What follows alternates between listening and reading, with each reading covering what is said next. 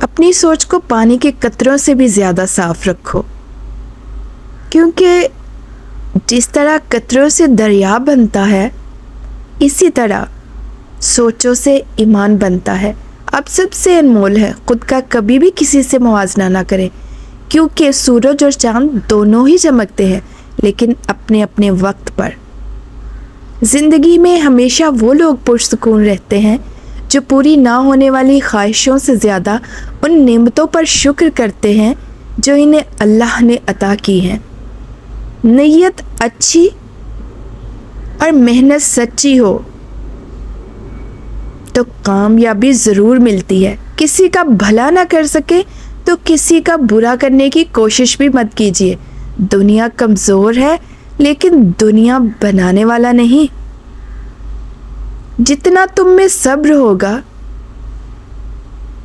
اتنا تمہاری دعا میں اثر ہوگا۔